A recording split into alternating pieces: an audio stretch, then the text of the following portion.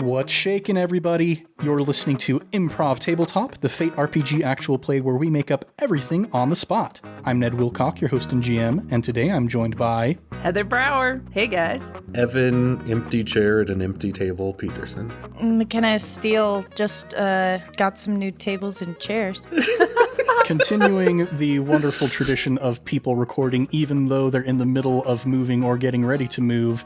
Evan, I'm very glad that you are taking time out of preparing for your move to record with us. No problemo, Ned. I just hope this barren room I'm recording in has good sound quality. Well, as long as it has your voice in it, that's good enough sound quality for me. Aww. I'm also happy to see that you are doing okay and back, and that you have achieved some peace with Caleb. I don't know what you're talking about. There's been no war with Caleb and I. Things have always been peaceful with Caleb and I. So I don't know. I'm a little confused what you might be hinting at there. I've had some weird dreams then, if that's the case. Hey, I just took a perfectly normal 1 month break from the podcast to recenter, and I'm back now. So we'll see what happens. Wow, that technology Caleb used really was good. Yeah.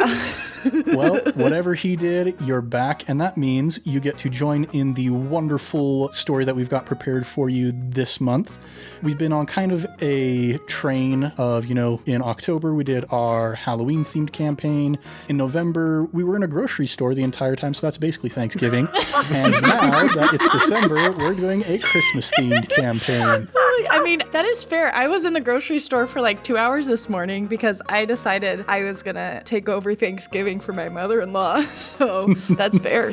But yeah, we are going to be combining this Christmas story with a suggestion that came from the user Kenna Steele. Wonder who that is. I don't know her. Who suggested that we should all play as our own pets, which I think is delightful, and I'm very excited to see what happens with this. I'm so excited. So, as always, we're going to start out with an ideation. We're going to tell some real stories from our real lives that are going to give us some inspiration about how to craft this story moving forward. So everybody will need to obviously introduce their pet and give us a bit of a sense of what they're all about. And then just, a little bit of maybe some Christmas tradition or whatever the case may be. So I'll start us off. My cat, Count Strahd von Zarovich, has been mentioned a few times on this podcast and has, I guess, technically made a couple cameos by this point. His name is a bit of a misnomer because, his whole shtick is, he's named after my favorite literary character, Strahd von Zarovich, the vampire from Dungeons & Dragons. He is, however, the kindest, most affectionate cat that I've ever met in my life. So being a vampire lord is maybe not the truth, but don't tell anybody that. This is a secret for all of our listeners.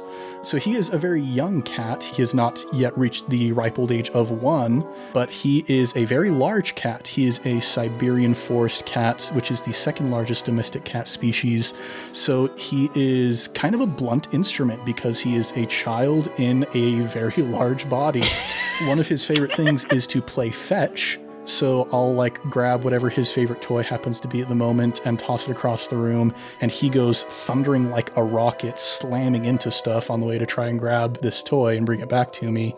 And currently his favorite toy is, it's not like any sort of manufactured cat toy, because that would be way too easy. It is whenever I brush his fur, I get a lot of fur out of that because they have very long hair. And when I'm done, he likes it when I roll all of the fur together into a little ball and toss that around for him. Oh my gosh. Of course he does. It is weird and nasty, but it's his favorite thing in the entire world, and I cannot bring myself to deprive my sweet little vampire lord of his favorite toy. That's so cute. It makes sense that would be his favorite toy, being a vampire lord. With dead skin cells and everything on it. Ew. Gross. Also, Ned says that the cat is cuddly and kind and affectionate, but, I've been on the podcast with him, and I've seen the way Strahd looks at the camera through me as Ned holds him and coddles him and cuddles him, and I think Strahd might just have a very loyal follower more than anything. He's charmed him. Yeah, our relationship, I'm not a fur parent. We're not not roommates. I am his familiar, I think. Oh. But yeah, so that is my cat, Count Strahd von Zarovich. As far as Christmas has for basically my entire life been my favorite holiday. I absolutely adore, just getting to spend time with loved ones, getting to cozy up inside. I love the music, I love the lights, I love the trees, the decorations. And so it seems that I have been thinking about Christmas pretty critically since a very, very young age. My mother likes to tell the story of when I was, maybe 5 or 6. I came up to her one day and I said, "Mom, it doesn't make sense that Santa would be able to deliver all of these presents in one night because he's just one person and there's so many people in the world." And my mom's like, "Oh, that's interesting. What do you think of that?" And I was like, "Well, it'd make a lot more sense if he just cuts a check for all the parents and has them buy the presents." And so apparently that was my theory when I was a young child. And, Santa's great. We have children who listen to this podcast, so I'm going to leave it at that. I love Santa. Santa can cut me a check any day. I will take it. Do fur babies count? Because if so, I would love to get a check from Santa. Yeah, dear old Saint Nick, we're all just waiting for that wonderful North Pole stimulus package. It's funny because as a little kid, you were skeptical of Santa's magic, which very much real. And now as an adult, you make believe with magic multiple times a week with all your best friends. I'm going to ignore that and turn it over to Heather. Ned doesn't want a therapy session. So, I think it would be best to just start off with getting our dog. Her name is Misty. Full name is Misty River, but the name is actually Mystique. I don't think we ever tell anyone that, but Thomas was like, we have to name her some obscure, geeky name, whatever. That's not really obscure because it's from X-Men, but I don't think Ned even knew that. I did not know that, and I have known Misty for quite a while. Yeah. So Misty River, she is a bearded collie. That's kind of like a shaggy dog. Like if you think of a shaggy dog with the hair over her eyes. Starring Tim Allen. Throwback. When we got her, we as newlyweds, well, kind of, and I was pregnant at the time, I would always tell Thomas, if you loved me, you'd get me a dog. So he'd always for Valentine's Day or anything, get me a stuffed animal. And one day we went to pet these puppies. The problem was they were only $20 a puppy. That was just very dumb of us to go to that batch of puppies because we couldn't have a dog. But he fell in love with her, gave the person $20, even though 5 minutes before we said we would not get a puppy, but he just loved me. So we got a puppy. And it was probably the worst decision we've ever made, but not because of her. She's wonderful. 2 things about Misty, and this first one involves Ned. So Ned has known Misty the longest out of anybody, and Misty still pretends that she hates Ned. In fact, if Ned looks Misty in the eyes, she will stare him down until he turns his gaze away and just growl at him. But the second he turns his gaze away, she'll drop her ball in his lap, and he has to play fetch with her without looking. If he looks again, she'll start growling. She's a little bit psychotic. She is, and she does love Ned, but if he looks at her, she's like this hormonal crazy lady. So that's one thing. The other thing is Misty is the best guard dog I never wanted. People are scared to approach me. I mean, Ned has learned to deal with her, but mainly any of our other friends, there's only a few exceptions, just ask us to put her in the bedroom because they can't understand how to work with her psychosis. Oh, poor thing. She's lovely. She has saved me from a burglar before, so I'm grateful for that. As far as Christmas tradition, my favorite one that we've ever had, and this has nothing to do with the spirit of Christmas, all to do with my stomach, is on Christmas Eve, we have a finger foods feast. Ooh. And there can be no utensils. We don't use them at all, except to scoop out the little wieners because no one's use those hands, Heather. Just dig in.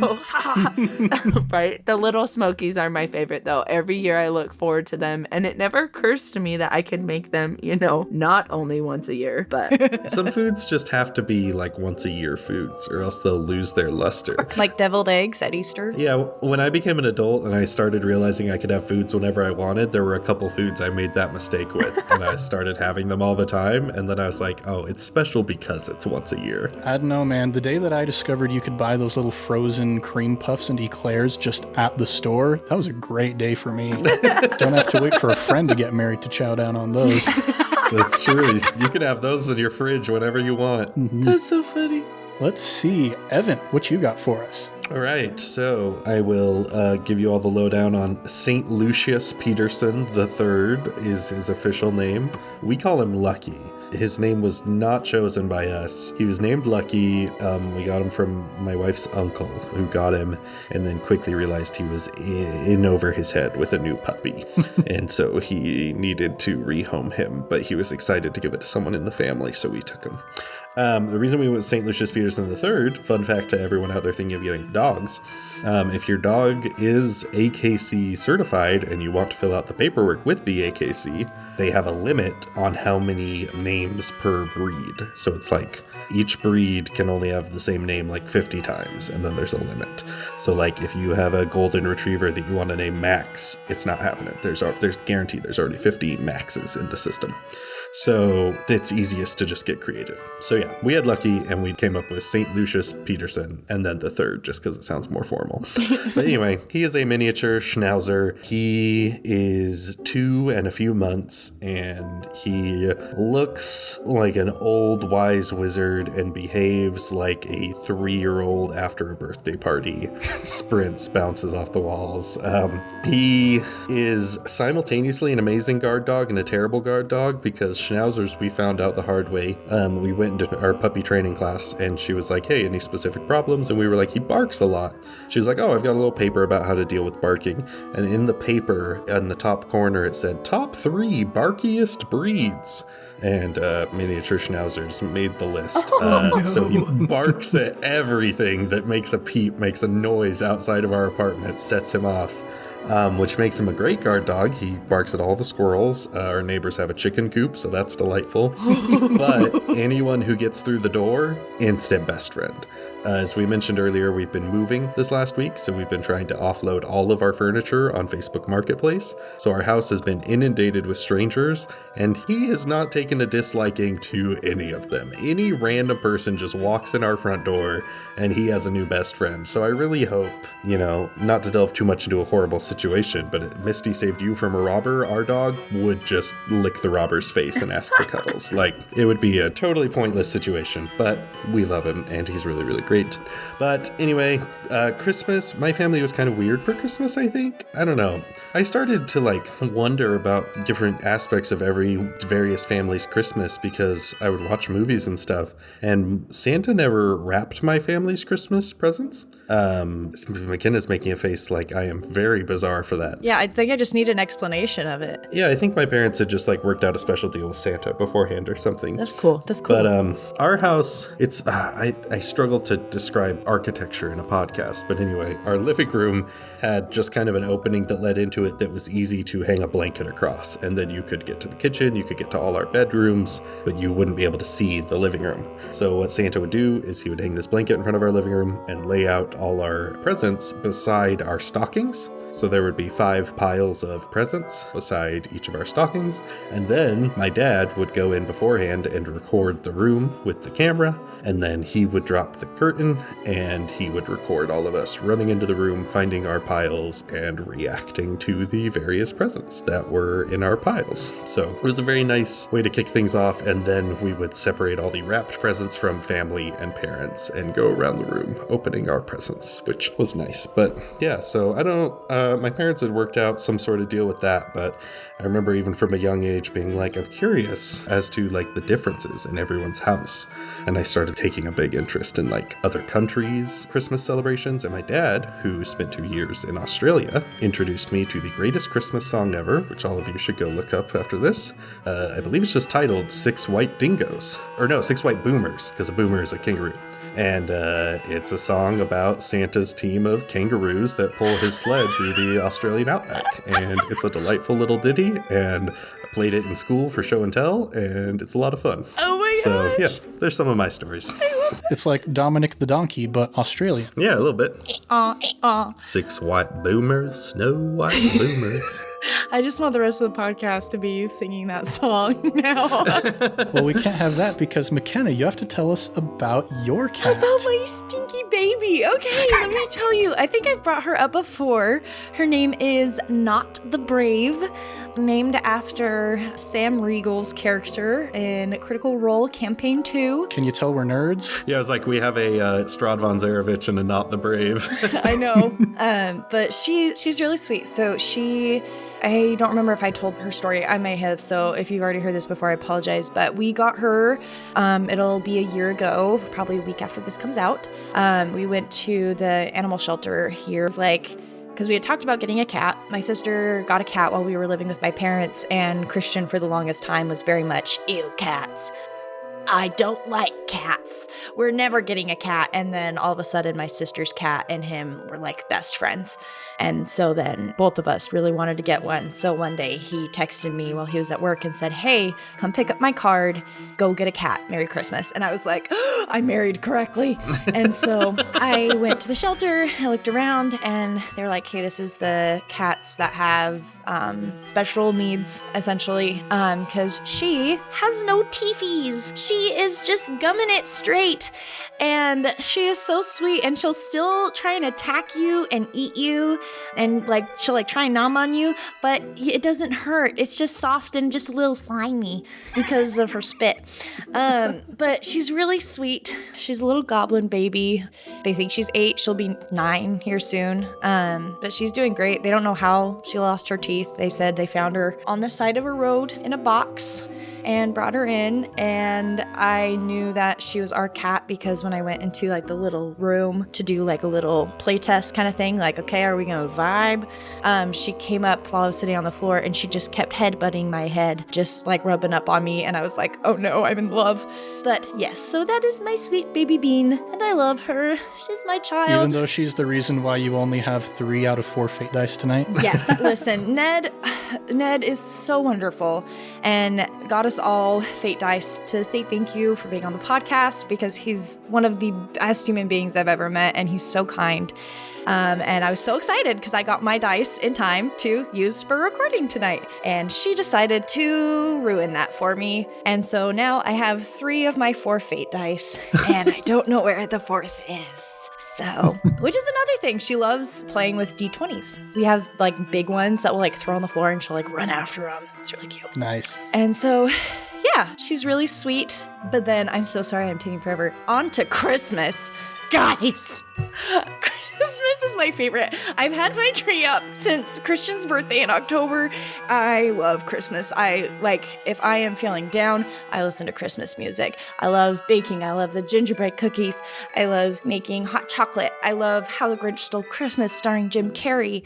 But one story that comes to mind in regards to Christmas is my family. I think back in 2017, we were doing a little bit of like a cross-country road trip, going to see various sites, starting in New York, going down to like Illinois and Oklahoma. I don't remember exactly. But my dad and my mom originally met in Michigan. And so we went up to where they lived and went to Mackinac Island, whatever. But there is a little town called Frankenmuth, Michigan. And in this town is, I believe, the world's biggest Christmas store. I didn't know that we were going to this Christmas store. I didn't know a thing.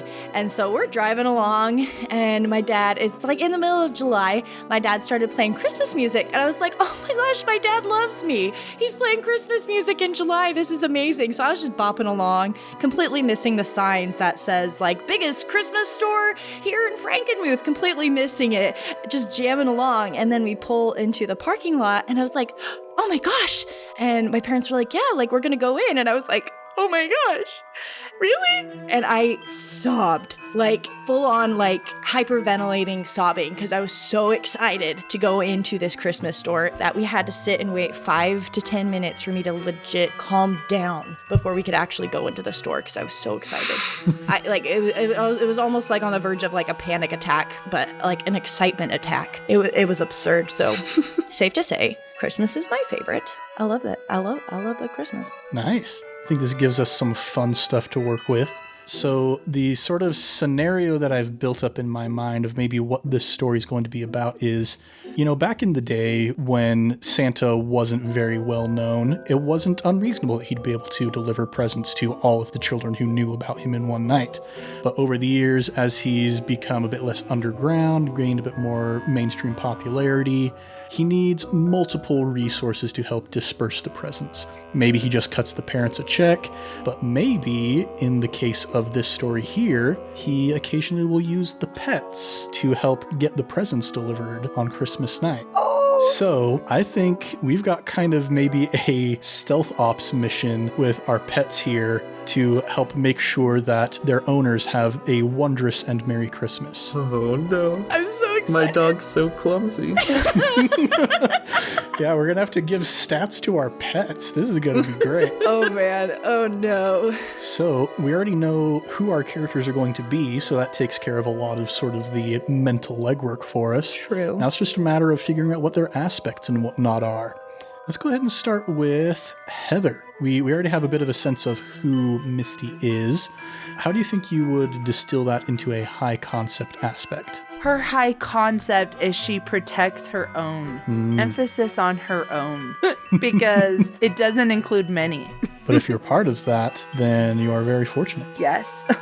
Now, what's something that gets Misty into trouble? I would say that she's a sexist at heart. Part of me wants to ask you to expound on that, but I feel like I already know exactly what it means. We thought once upon a time that her master was Thomas. We've come to realize it's not. It is me. I remember you had me babysit her one time, and I had one of my friends come over to get something or something like that while I was there, and it was a guy, and like I opened the door and she was like, "Not today. This is not happening in my house." And I was like, "Okay, it's okay." Yep. It was so funny. So we've got high concept, we've got trouble. Next up, we're going to get your audience suggested aspect. So these are the ones that you will get to choose from. I won't drink my cocoa without marshmallows, forever young at heart, a glass of nog and nothing can go wrong. Guys, my dog is a great dog. She's a bit of a brat, though. It's definitely the cocoa without the marshmallows. She's a little princess. Nice. And then what is her peak approach going to be? She is clever. Yeah? Oh, yeah. I mean, she ate like all the stuff out of the trash today while I was standing right there and didn't even see her do it. And she ate like all the scrap hamburger or whatever I threw in there. And then Thomas comes in and was like, "What happened?" There's like paper all over the floor. I'm like, I was standing right here the whole time. How'd that happen? She's so clever. Nice. And now we just need a stunt for Misty. So I asked Thomas about this because Misty is really hard for me to put into words, and I think I'm going to use this stunt he suggested, which was her patience always pays off. Ooh, interesting. Is that a reflection on as long as she just waits long enough, Thomas is going to slip her some food from off the table kind of situation? I think it's a little bit more sad than that. I think she just like plays on the fact that I am out with the boys, taking them to activities in school all day. So when I come home, she knows I know she's been alone all day, and that's when she'll play the sympathy card and get whatever she wants. Very nice. Yeah, my poor little Strahd. I am the only other living creature in his life for the most part, and when I come home from work, he is very happy to see me. All right, so we got some stats for Misty. Next up, let's turn over to Evan. So schnauzers are interesting because so I was thinking of a few places I could start off here having to portray him as a character in a role-playing game. And the word Schnauzer is German, so he could be German. They look like old men. He has a very long white beard. And also he acts like I said, a child after a birthday party.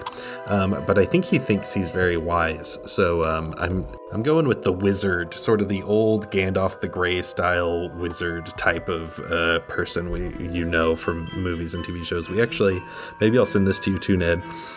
We have a mutual friend here at the podcast who does a lot of commissions for us for D&D characters and such. Oh, yeah. And I've commissioned her to draw our dog as a wizard. And she did amazing.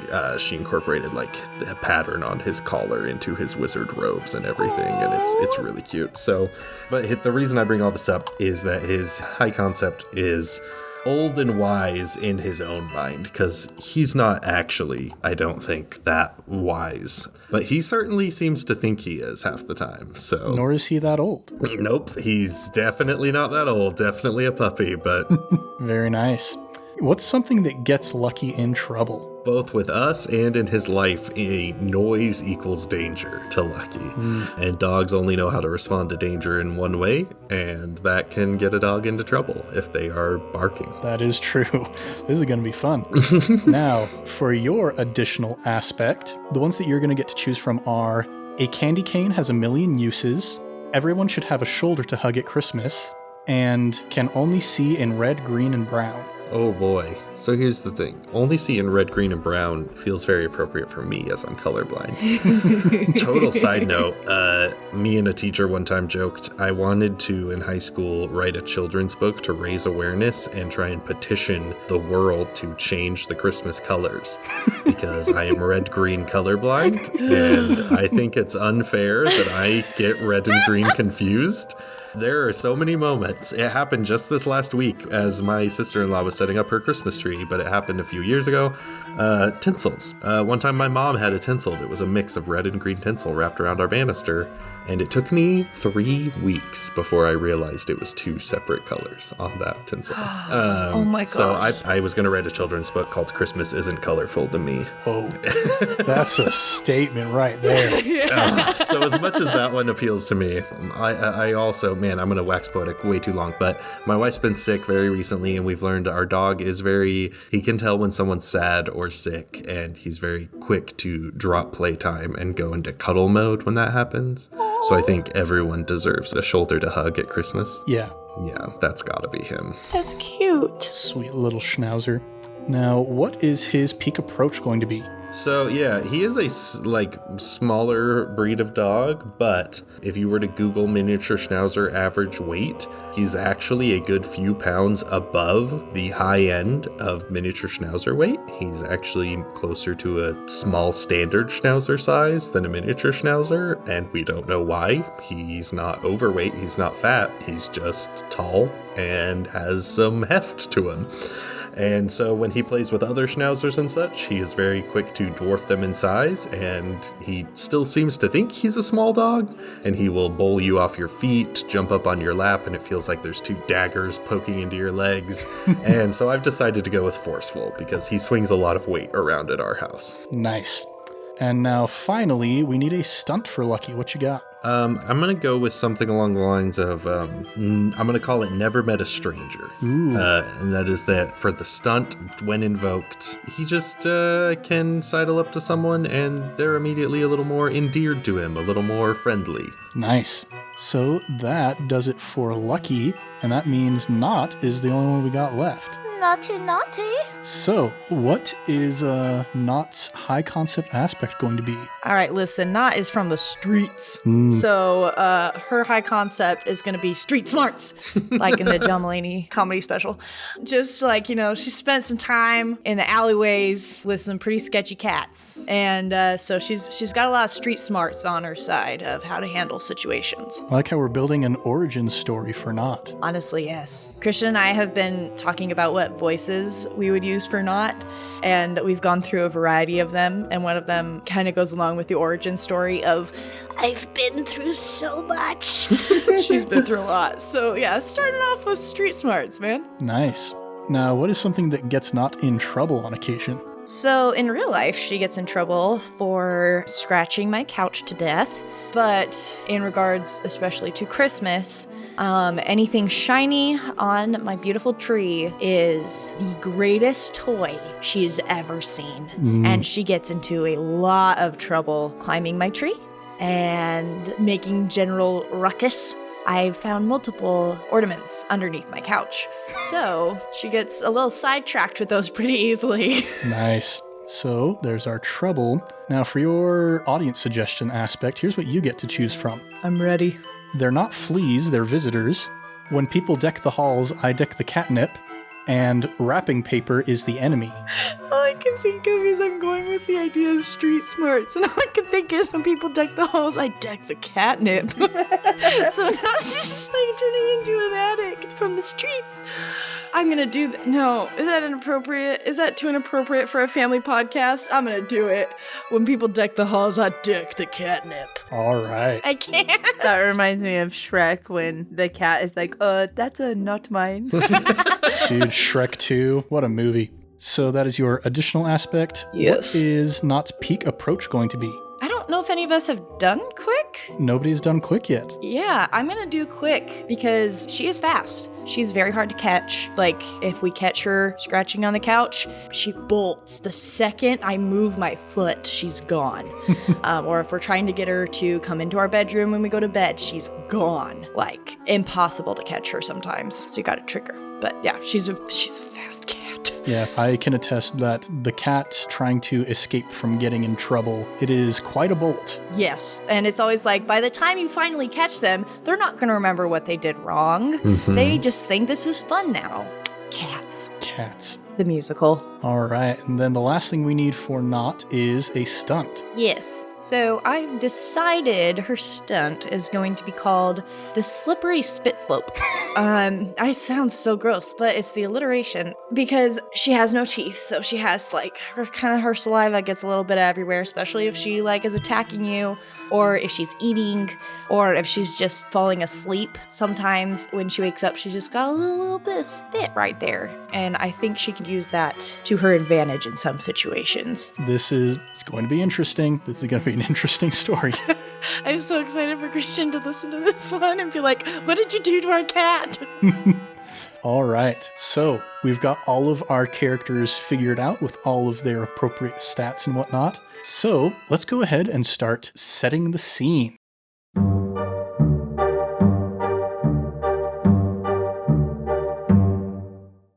It is the day before Christmas, and all across the nation, these friends who make podcasts are in some frustration because they don't have presents to get for their spouses, and they are now struggling to get out of their houses and buy all those presents to bring back to their loves so that they won't get put in the doghouse above.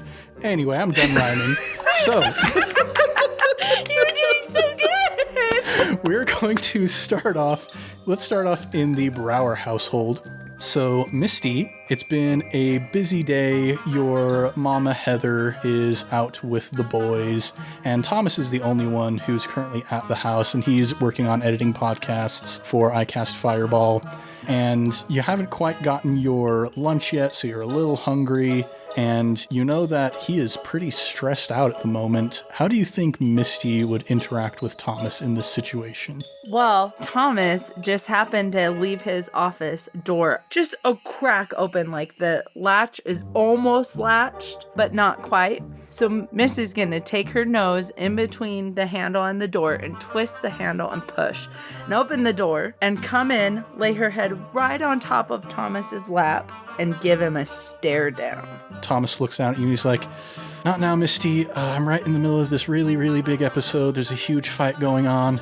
Oh, gosh." And you just keep like staring up at him and he's like, "Okay, fine, whatever." And he stands up and takes you into the kitchen and he starts digging through one of the drawers in the fridge and he grabs like some turkey cold cuts and he's like, "No, don't tell Mom about this." And he holds some turkey out for you. Misty just kind of like looks at it and walks away because she knows she can't have table food. And as Thomas sets it down and walks out, she waits And then she goes and carefully cleans out all the turkey from the package, but leaves the package right where he left it. And then, she's going to go to her kennel and eat all the turkey in a second. And she's going to sneak out the kitchen door outside and go visit her friend Nott. All right, yeah. So you sneak out, you go up the stairs from the basement apartment into the backyard. And as you are peering about, you hear what sounds like the twinkling of bells coming from off in the distance. And you can see fluttering on the wind is a little letter. It's on sort of a nice heavy parchment, and it's got a wax seal on the back of it. And it comes fluttering in on the wind with a scent of wonderful baked sweets on the air, and it lands in front of you with a little ding, ding, ding, ding, dingle, and a couple little bits of glitter kind of fly off of it and then dissipate into the air. And you can see it has the seal of Santa Claus on the back of it. I'm going to snatch that so fast and find anyone on the street who's going to play a game of fetch with me. I don't care who it's from. I don't care what it is. I'm going to play fetch with this. So you snatch it between your teeth, and as you start rushing off to the front to get to the street, you hear a muffled voice coming from inside of the envelope between your teeth. What? Drops it immediately and just stares at it. And it starts to kind of inflate from the inside, and it's rocking back and forth and kind of bouncing a bit. And then it pops open, and you can see in an image of fairy dust and sparkles and the smell of mint and pine is sort of this magical spectral image of one of your other friends. And the voice says to you, "Ah, Misty, it is good to see you again." Oh, I forgot. And Strahd looks away from you. And he goes, "Misty, it is a big day, is it not? The day before Christmas." Sure, yeah, it's a big day. What is going on, Strahd? I wanted to play a game of fetch, dude. Well, you see, the problem is you are trying to fetch the wrong things. Santa has some presents for your owners, but they have not yet arrived. And he needs a bit of help to get them down to your apartment. Nope, won't help him. Well, what if I say that I have some other people in on the job? Is it Mrs. Claus? Let's cut over real quick and see one of the other people who's in on the job as we find ourselves in the Randall Steele household. Yeah, boy. So Nott, you are sitting there on the couch and you're just staring at the corner of the couch where you like to scratch, but know that you're not supposed to. My booty's shaking just a little bit. And McKenna's out for the day. She is busy doing some last-minute Christmas shopping and whatnot. But Christian is there on the computer, and he's playing some Magic the Gathering Arena online. He would. Indeed, he would. And similarly, as you are sitting there just anticipating what it would be like to scratch that couch and not get in trouble for it, you also hear kind of this dingle-dingle-dingling noise coming from outside the window. Immediately snap my head towards it. And then kind of do like the little thing where it's like, kind of look like you're thinking about pouncing. But then maybe stand up a little bit and make my way over to look at it. And you see outside of the window is similarly one of these fine parchment letters, but it is being carried in the beak of a little pure white snow canary. Oh, okay. So I'm going to go up to the window, look at it, make a little and then tap at the window. And Christian from the computer kind of cocks his head a little bit like he's confused, and he takes his headphones off, and he's heard you tapping on the window there. And he's like, okay. And he gets up and walks over to you, and he's like, "Hey, what's up?" Just keep hitting the window, and then I'm going to hop down off the ledge and then kind of go to the door, to the balcony, and be like, "Hello? You gonna let me out for a second?" And he looks back to the computer where his match is still going on, and he looks like he's weighing the pros and cons of letting the cat outside when the wife is away. But eventually he goes over to the door and he's like, "Okay, now just don't jump down onto the ground or anything," and opens up the door to the balcony and heads back to the computer. Sweet. And then I'm going to go up and hop on my little chair that's out there, and I'm going to try to get that bird. All right. So you see the bird. It's fluttering around. Go ahead and roll to attack with quick, let's say. Ooh. It's a +4. Whoa, yeah. So you leap up And before this canary can even see that you're there, it just puffs away into a cloud of snowflakes, and you're left with just the letter in your toothless gums. I'm gonna just try and rip at it, and I can only use my claws, but it's kind of getting a little soggy though, so it's a little gross, but... Yeah, and eventually you manage to get it open, and similarly this kind of holographic image pops up. Strahd's face is a little bit damp on one edge. Ew. But he turns to you and he's like, "Nott, Misty is being very difficult today." Well, I suppose I could go ahead and talk to her if you would like. "Yes, please." And his face swipes out of sort of the frame of this hologram. And now you two are looking at each other's faces, speaking through these magic Santa letters. Nott, oh my gosh, I've been waiting to see you. Want to play fetch or something? Oh, I've missed you. Well, I miss you too, but one of the things I'm wondering about is why are you being difficult about it? I wouldn't say I was being difficult. I mean, I think it's presumptuous for some fat man to come up to me and expect that my day is free and help him. But what if he made a promise of giving you turkey slices for Christmas? Nott, you know I never break my rule of eating table food, like, ever. I'd never do that, but I mean, I could be persuaded, I guess, if they actually came from Mrs. Claus. Well, I know how to talk to Santa in order to get him to get Mrs. Claus involved. Okay, I'll do it. What am I doing? The presents. Oh, uh-huh. And at that point, Strahd's face kind of butts in, so you can each see the other's face and also Strahd's face. And he's like, "Yes, there is a bit of a, it's been an interesting year as far as shipment and deliveries and whatnot go. So Santa's been hit with a little bit of a bottleneck as well. Therefore, he is calling upon the pets to help with the deliveries of the presents." Oh, why don't you just start with that? Yeah, okay, I'll help. Strahd rolls his eyes, and he's like, "Okay, there is one more person. Give me just a moment." And we cut to the Peterson residence, your new home in Texas. It's kind of unusual because, there's not snow outside, but Evan is off getting some last-minute decorations and whatnot. And so lucky it's just you and Kenzie here in the apartment.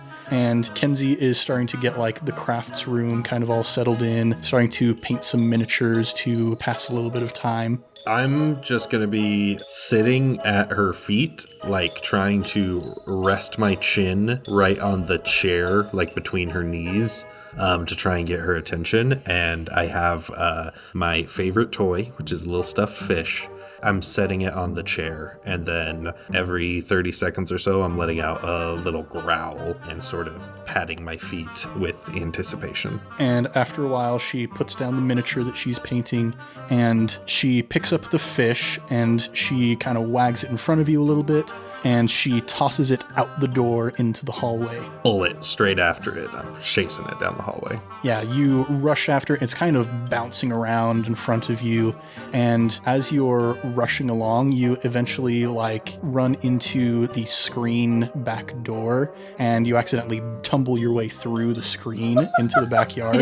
And when you land, you can see that your fish is sitting on top of a parchment letter. I'm going to destroy that letter. I'm going to grab that letter and take it back inside and head straight for my hiding spot under Mom and Dad's bed. And I'm just going to start kind of picking at the corners and tearing off pieces of the letter. And as you manage to get the letter open, you can hear the sounds of kind of muffled arguing coming from inside, and then you finally open it up, and you see all three of your friends' heads in this magical sort of hologram, and Strahd's like, "No, I cannot promise you any treats from Mrs. Claus. Goodness gracious." And then he sees that you've arrived. He's like, "Ah, lucky, welcome to our little commiseration here." As he's saying all that, I've grabbed the letter, I'm running back out in the living room, and I'm sprinting in circles around, and I grab another one of my favorite toys. This one's a stuffed octopus, and I go up and I throw it down in front of the letter, and I do the classic dog playtime pose of chest near the floor, butt up up in the air. Yes. And Strahd goes, "That is very impressive, Lucky. I am certain. But what would be even more impressive would be if you helped us to get some presents for your owners." I am sure you would find my assistance helpful, wouldn't you? He rolls his eyes at your sort of precocious voice that you respond with, and he says, "Yes, we're going to need all paws on deck for this one. You see, there are not many places left where we can find the greatest desires of your owners, but there is one place. Bronner's Christmas Wonderland. We're sending you to Frankenmuth, Michigan." Did you look it up? I did look it up. I have the internet. Isn't it beautiful? Sorry, continue. Whoa. We have to go there? Like, how? Because I will not get in a car. I won't. My owners have just trapped me in the vehicle for 48 hours. I wish not to return. Oh, I was going to say, you're probably used to it by now. And Strahd says, "Do not worry, friends. We are going to have to do this under cloak of darkness, so that we are not seen by the people. Wait for the strike of midnight on Christmas Eve, and with the magic of Christmas, a bit of fairy dust, you will be transported there. Do not worry." I'm afraid I will be in my kennel. Can this magic penetrate even those walls? And he leans in close to the magical hologram and he says, "Lucky, the magic of Christmas can get through any barrier." Wow, Strahd. That was a good one. "Ah, thank you." And he is like genuinely surprised that he got anything close to positive acknowledgement from you. And he says, "Now, we don't have much time. These leathers are going to self-destruct into snow in just a moment here. So, everybody, just make sure that you are ready at the stroke of midnight, and then..." And all of your letters just puff into snow as he's about to finish his statement. I go berserk, just barking and running in circles and like shoving my nose in the snow and barking at it. And Kenzie comes out and she's all like, "What on earth is it this time?" And she looks and sees you playing around in this pile of snow. In the middle of Texas. And she just like furrows her eyebrows and shakes her head and then walks back into the craft room to keep working on the miniatures. And so, as you are all eagerly anticipating the hour, your owners have gone to sleep. There's just a couple twinkle lights going on your Christmas trees, and the clock strikes midnight. And in a rush of wondrous magic, arcane wind that smells of sugar cookies and milk, it clouds over your vision. And that is where we're going to pick up next week. Oh, it's so magical. I love it. Well, thanks everybody for listening to Improv Tabletop. We'll be back next week with more adventures in the world of Furry Christmas. If you want more, go ahead and subscribe, maybe even give us a review. We would be as happy as Heather is, just so confident that Misty is not eating table food, if you go ahead and give us a review. We're also all over social media at Improv Tabletop, so if you'd like to suggest either a setting for us to play in or an aspect for one of our characters to use, you can tweet about us or comment on one of our posts using hashtag ImpTabSetting or hashtag ImpTabAspect. Let's do a round of plugs. Now that Thomas is not here, it is my onus to plug our sister podcast, I Cast Fireball, an actual play 5e D&D adventure where we go through the campaign Tyranny of Dragons. We've got some really fun episodes coming up this month. Really recommend giving that a listen. And also, I would like to plug our friend who Evan mentioned earlier, Sammy Swan Illustration. You can find her on Instagram. She takes commissions for D&D characters and whatnot. She's done a number of awesome character illustrations for various campaigns that we've done over the years, and I really like what she's doing. Go check out her account there. I had to start prioritizing characters that I play because we play so much D&D, and I was spending so much money having her commission all of them because her work is so good that I had to start judging how important a character is and how long I'm playing them for, because some died really quickly after I got them commissioned. But That's hilarious. But she does a great job. I love her artwork. Yeah, go check out Sammy. Let's see, Heather, what you got for us? So I just want to plug doing something scary that is good. So, when you just get that feeling and you're like, oh, I can't do this, all these things will happen, blah, blah, blah. But maybe it's a dream of yours chasing it. Maybe it's like going and talking to someone who's alone at Christmas, but you're actually an introvert. Just if something's scary, but it's not harmful and it's good, I'd say do it because it usually brightens someone's day. The other day, there was this elderly woman in my neighborhood and I kept thinking, go talk to her, go say hi. And I was like, no, I don't like talking to people. I'm not going to do it. Everyone thinks I'm an extrovert. I'm actually not.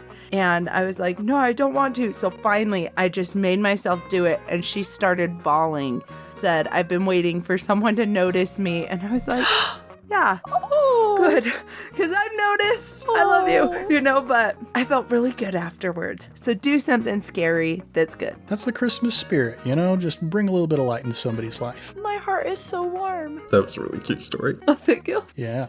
Evan, what would you like to plug? Christmas always makes me think of good friends and family, longtime friends like my buddy Caleb. Me and him have been tight for a really, really long time. And man, it's just, good to catch up around Christmas time with a good friend like that. But more importantly than long-term friendships is the movie Home Alone. Yes! Which is, without a doubt, one of the greatest movies of all time. And I will fight anyone who tries to say otherwise. I have had a long time struggling with that movie, wondering if I have my own nostalgia goggles on, trying to think about it more critically, like does it hold up without my own preconceptions, analyzing it? And it does. It's a perfect movie. I watch that movie every Christmas. So much so, I feel like I already mentioned it on the podcast and we haven't even run during a Christmas season. So I may have just brought this up because I love it so much.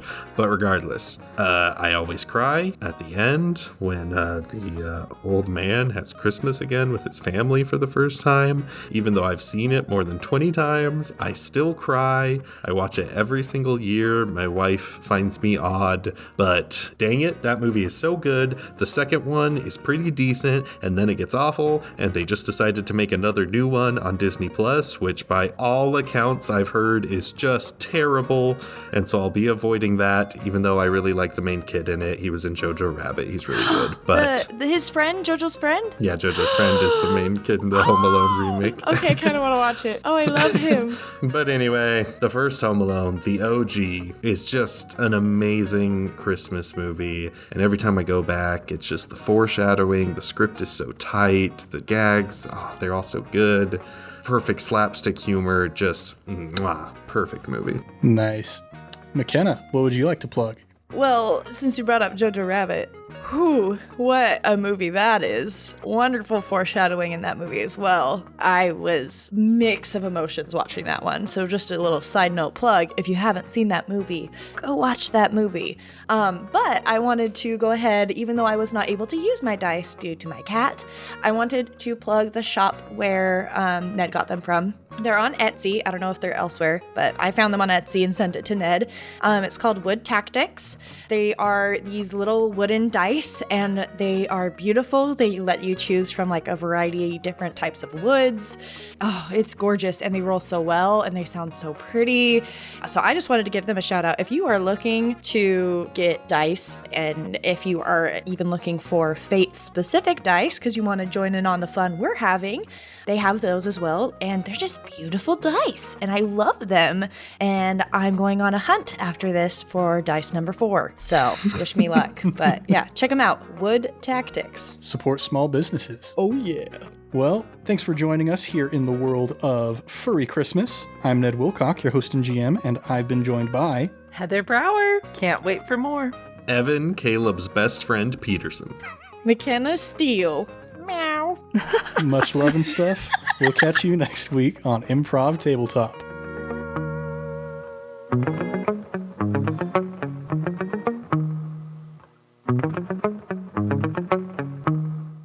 And now for your listening pleasure, 3 full minutes of the cast of Improv Tabletop getting distracted talking about their pets.